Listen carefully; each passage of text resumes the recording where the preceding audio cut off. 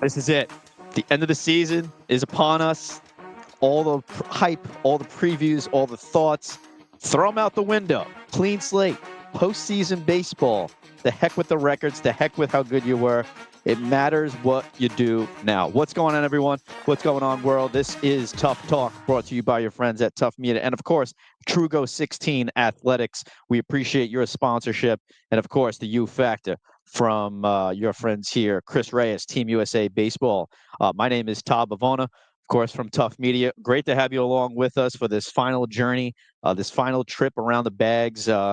It's been awesome, by the way, Chris. Just want to say thank you for making me a part of this and being able to be a part of something, great for the island, great for island baseball. And it's been awesome to meet all these student athletes, to see how great they are on the field, of course, between those white lines.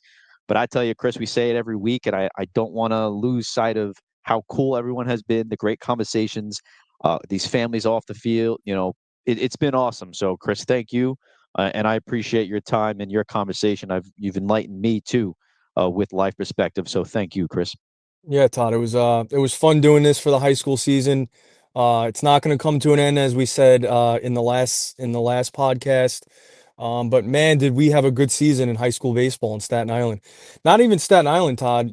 Just New York City baseball in general was, at the top of, kids getting recruited, or just, teams winning city championships like Coach Grippo, our guest tonight, or Nelson Ortiz.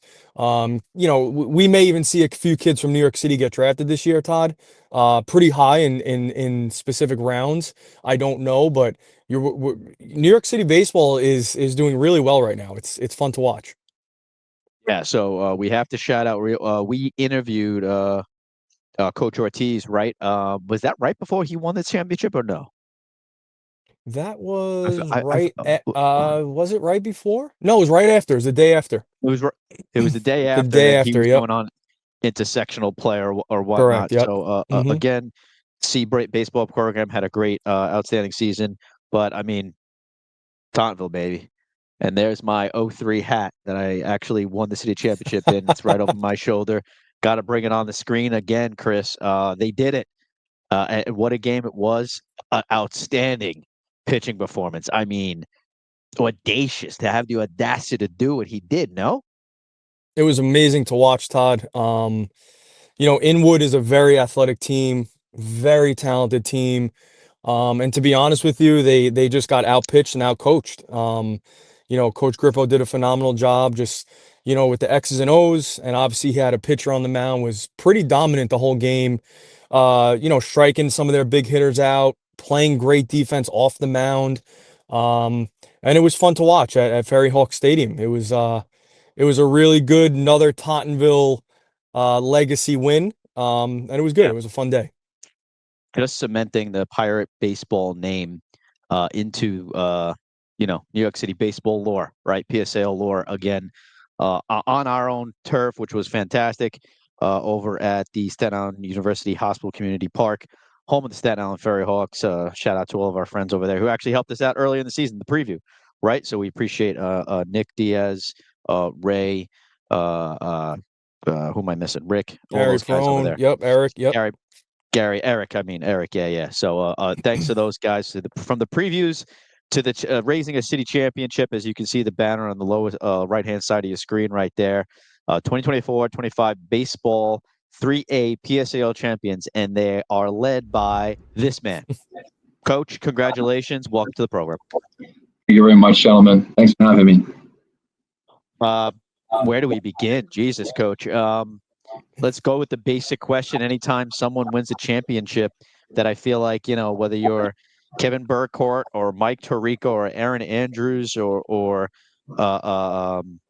whoever it may be, they ask the person who is a championship, what does this mean to you first and foremost? And how'd you feel when that final out was recorded? Exhausted. It's been an exhausting season, but for many different reasons. But it's amazing, the older you get and the more your playing career and your coaching career, and as it moves along, to see certain student athletes achieve certain things is amazing. And this group specifically meant a lot to me personally, whether I knew their families for a long time or the players themselves. I know some of these kids since they're 10. I've coached some of these kids in travel for multiple years. And of course, my son being a senior on a team, they were a close group. They played flag football together, and they hung out constantly together. And it was a little more personal than usual, this team, the last year or two, than ever before. And I've had great groups. It's just the closeness was unavoidable for the reasons I just gave. And to see them do what they did and to finish how they did was quite amazing. Chris, I'm going to take the next question. Go ahead. Go ahead, Chris. Yeah, I have a very specific question in mind, and I know Staten Island baseball is dear to your heart, my heart, Todd's heart. And we get to watch these kids growing up, right? Kids, like you said, from 10 years old, flag football, friends with the family. How do you think that plays a role, when they get to you in high school, that they know each other from 9 years old to 10 years old? They play in all-star teams together, travel teams. How did that play a role, Coach? I honestly think it's difficult at times. It can go either way. It's got to be handled delicately by the coaches, by the families involved, by the players involved. It can't just come from one source. I would joke around with one of the parents who I know forever, graduated high school with. I said, when this is over, I'm going to owe you a big hug, because you have to, like we said before the show, we have the pen in our hand. We have to create lineups. I mean, I have some players competing with my son for playing time, and that's just the way it is. And I have to make decisions, and people have to respect my decisions, and people have to either trust me or not trust me with decisions, especially in a situation like this. But the way things played out, it comes from the families respecting one another. Making sure they're creating good culture amongst the families, amongst the players, and of course, then with us down, at the coaching spots. And honestly, I try to be a little more hard on this group. I don't want them to be too comfortable with me too early, because it could have been the case. I needed to get my message across. They needed to play a certain type of baseball with this group that we had, and everybody played their role, from the parents to the players to the families to the coaches. Everyone played their role, and it all came together the right way throughout the season. Great, Coach. Let's go back, Coach. Off season, January, February. Give me your sentiments on what this team had returning. Obviously, we always speak about that, the young talent, who you lost, and the roles that people were going to have to fill. What were your sentiments about the capabilities of this team? Obviously, you've already touched on. I feel like the team synergy was already there. It seems like you already knew that by the time January, February rolled around, right? But what else from a skill set, and what else from offense, defense, pitching did you know you need to work on, you were lacking, or did you just know, no, this is a city championship club. As long as we play ball, we're going to get there? Yeah. Well, firstly, and you guys know me for them, a lot, and especially Chris, the way I, do day to day in the process. I never go into a season with the focus of winning or getting to a city championship. It's day to day. I felt going into March, like your question, that we lost a lot of offense. We lost a lot of the 2023 won the city championship. There was a lot of juniors on that team. They came back as seniors, and then we lost a lot of those players, a lot of the offense. And I knew there was going to be a whole new lineup for the most part offensively. So there was question marks there, but I knew them as players away from high school baseball. So as much as they didn't play in high school, I knew what type of players they were, who could hit a little, who could run a little, who had instincts on the bases, who could pick it, who could play defense, all of that stuff. I knew our pitching was going to be, I felt like our pitching was going to be the strength of our team, and you don't know until the season plays out, but it was exactly that from day one to the last day. Yeah, I did see that, Coach. Usually the Tauntonville lineups are bangers, right? You got guys like Kevin Krause and Sal Iacono, those type of bats, and you typically have 6 or 7 of those in the lineups. And to be transparent, you guys didn't have that, and you still pulled it out. Let's talk about Jason Bassett a little bit, right? He was a dog that game, like, you know, the championship game. I saw it in his eyes in the pregame. I saw you talking to him. He was locked in. Tell us a little bit about Jason and how valuable he was to the team this year. Yeah, he represents what the team is. Um, I coached Jay at least 3 summers in travel. We developed a close relationship, him and I. And he's a thinker, but he's a grinder. And sometimes, like, you're afraid to get a kid thinking too much. But I was never afraid to have these conversations with him because he would ask questions a lot. And I was never afraid to give him my opinion and information because, number one, he was open to it. And number two, he wouldn't overthink it. He would apply it in the best way possible and then go out there and compete. And that was the most important thing. And honestly, Jason came out this year, we call him J Bay or J Ba, whatever they call him. And he was struggling a little bit. He was struggling a little bit with his command. And we sat down and we talked for a while. And he was one of the best pitchers around for the last 3 years. Fastball, slider, changeup, any pitch, any count. He would execute it. And he felt he was struggling. He trusted the coaching staff enough to say, okay, let's look up some video from the previous year. Let's match it up to this year. Let's get you back to that without losing much of your stuff, because you won't. You still have to be the voice in the room, even though those kids are moving along with their velocity or with their, pedigree and how good they are on the level they're going to. He's going to Marist. You still have to be the coach. They still have to trust you. And Jay did. And to his credit, he is smart. He knows what it takes. And for that kid to go out there that night, and like you said, I was with them before the game. They kept on pushing back to start time. Then we had a little rain delay. Then we had a delay on the field. And for him to navigate all that and to stay locked in, he didn't miss a beat. 102 pitches. We threw about 7 or 8 sliders all night. The fastball was coming out better and better and better, and we just went with it. And he didn't stop executing fastball after fastball after fastball. It was really impressive. And without him, like you mentioned, Inwood's talent, he was the one, along with the defense and the support from his teammates, he was the one that kind of counteracted or nullified all of that talent that they had. Yeah. What a gutsy performance all game to stay locked in. And how difficult was it? The delayed start, the rain, you're on, you're off, and just how difficult, Coach, is that for a pitcher in general to stay focused and then get to the team? Talk about Bassett-Furt, but then talk about the team and what were the conversations like in the dugout? What were we doing to pass the time? How are we keeping our focus here, Coach? Yeah, well, firstly, it rain all day. We were watching the games, the previous games. Like, I don't want to get to the stadium too early. I don't want to be sitting around for 2 hours, possibly rain delays. So we left and got there as late as possible. That was the first step.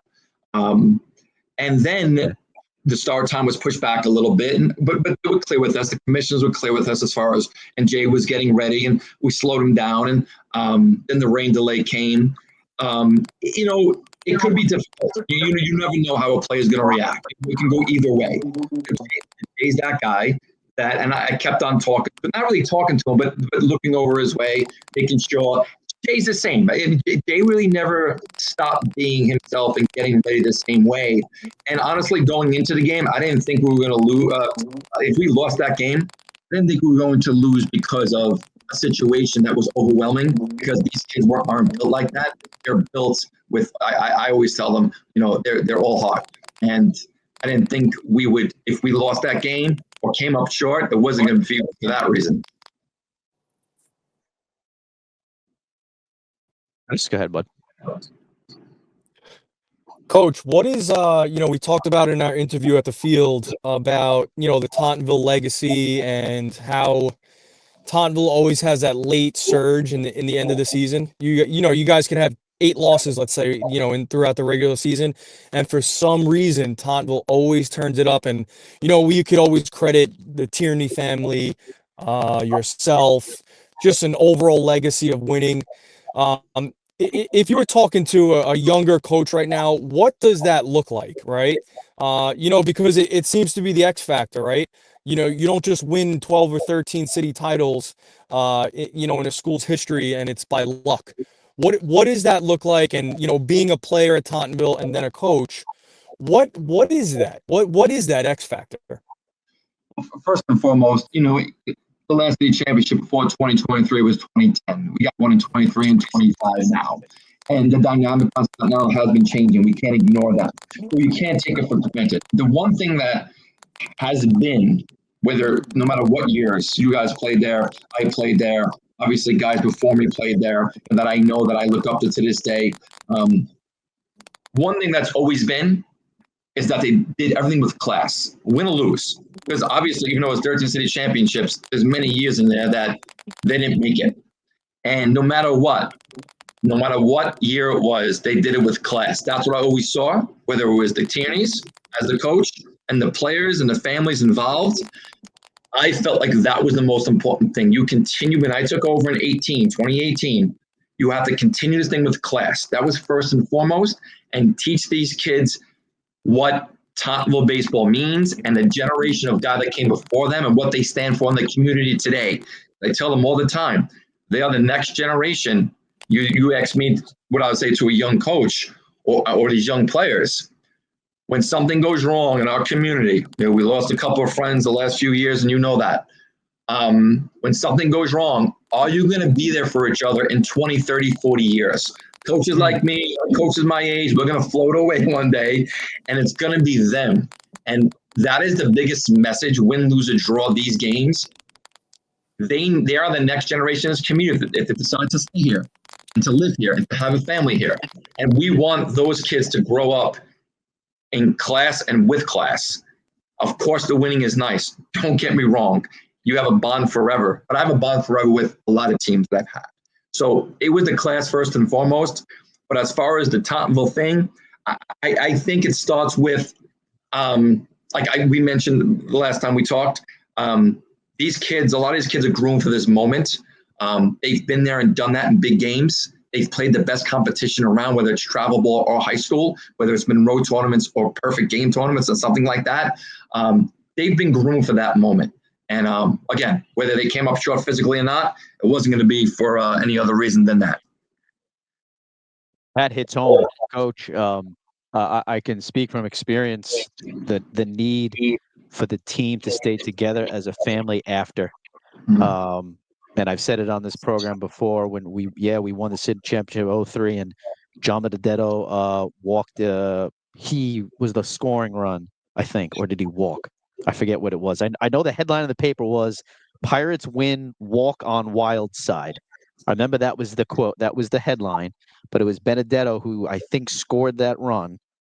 But then years later, he would get paralyzed in an accident at the Jersey Shore, where all of us were at that point, and this is circa 2009.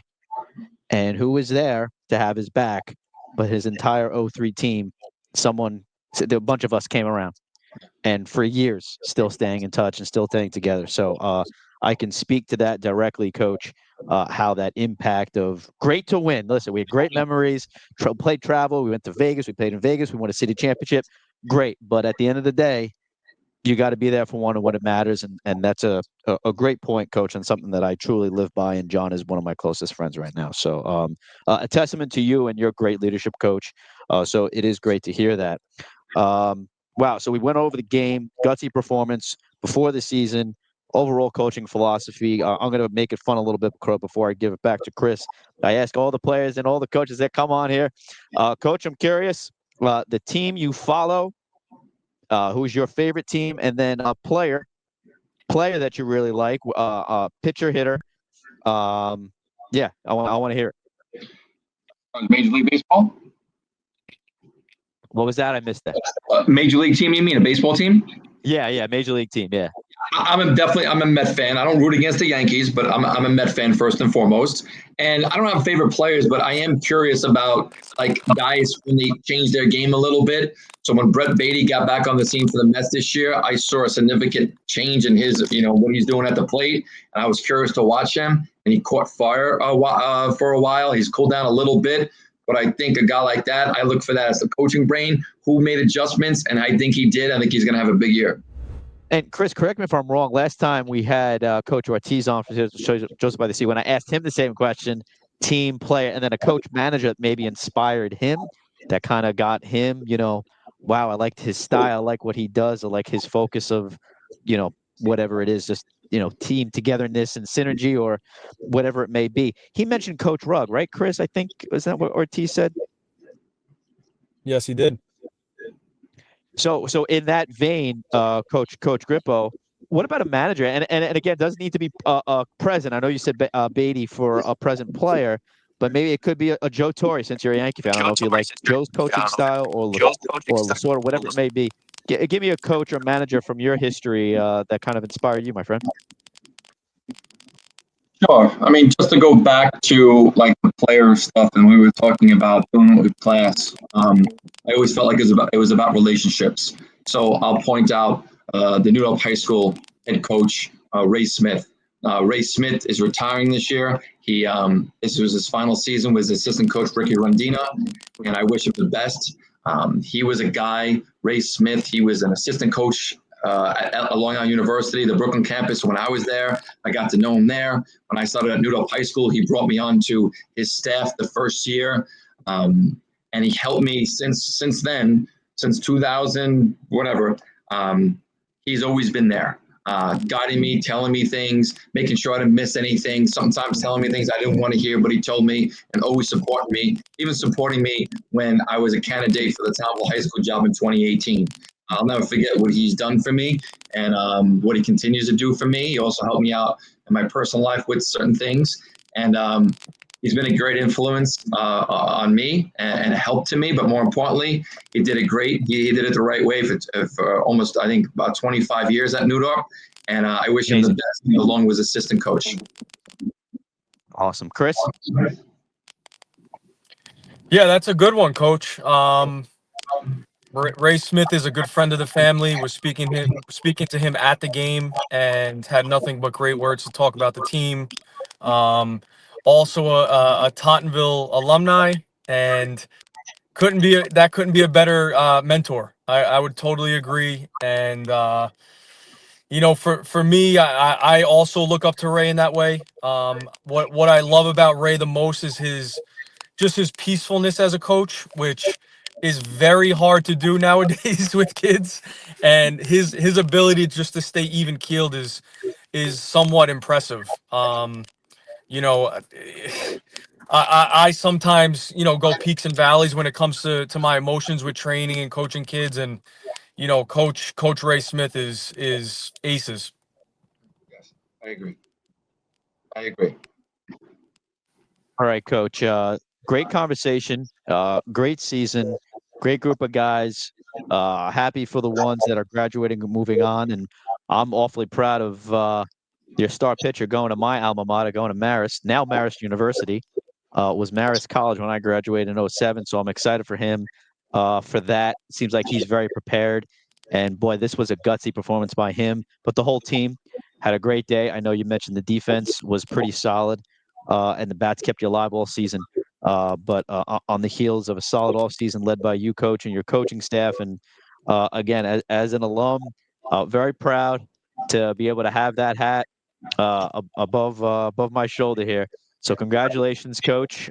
Enjoy your offseason, hard-earned, well earned offseason you have for you right now, and we'll talk to you in the previews for 2025-26. 100%. It's been 24 hours off. I'll be back at it. I appreciate you guys and what you do for Staten Island baseball. You guys keep it going, and we're always here to support you. But we all appreciate it. Thank you very much. Thanks, Mike. Appreciate you. Wow, great guy. We know you know him. I know him. But now for America and those on the island who might not know him or didn't really get to know him, there's a little bit another piece of Coach Grippo in Tottenville. Man, it's so cool.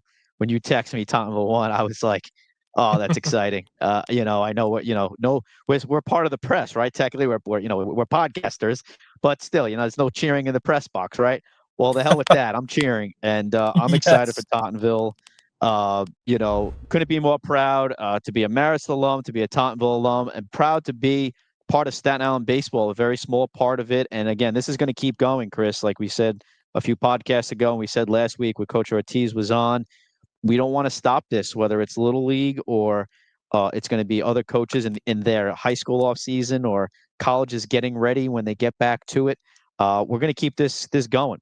And again, Chris, thank you very much. And don't forget, June 18th, next Wednesday, or at the time of this recording, Wednesday the 18th at Mid-Island Babe Ruth League right off the West Shore Expressway. We have a home run derby at 5:30 p.m. Do we know the participants in that home run derby, Chris? We do. We have Thomas Formica from Curtis High School. We have the Player of the Year, Anthony DePetro. We have his teammate, Gio Bonsangu. And our last one is Justin Levine from St. Peter's Boys High School. So the interesting thing, Todd, is I know that New York City baseball players always use wood, right? We're actually we're gonna let them use metal that day. So you're gonna see a ton of baseballs flying that day. These kids could really elevate the ball. Yeah, so we let them use their -3s, and if you're around that day, 5:30 on June 18th, you're gonna see a lot of lasers going out in that ballpark. Wow, I didn't realize we were going metal. That's really cool. All right, well, great season, Staten Island. Great season, New York City. Can't wait to see what the next step is for all these guys that are going off to college and representing the island and hopefully going beyond and get that tough, long journey to make it to the big leagues. Hey, you never know. We do have Jason Marquis notching the belt. How you doing, Jason? All right, that does it for us here, Chris. Another great episode. Coach Grippo again, congratulations. Tottenville, congratulations. Great to be a small part of the family. Chris, we'll see you on the next one, all right? You guys, have a great night. All right, guys, take it easy. See you next time. Again, Chris Reyes, top of on a Tough Talk, Tough Media, U Factor Media, Trugo 16 Athletics. Thank you very much for also supporting us and being there for us and also helping Staten Island baseball. Again, it takes everyone. It takes a village in order to do these productions and to do this and to help support the great island, the great families, and the great kids and everyone that's involved in the baseball community. So, all right, we'll catch you June 18th. See ya.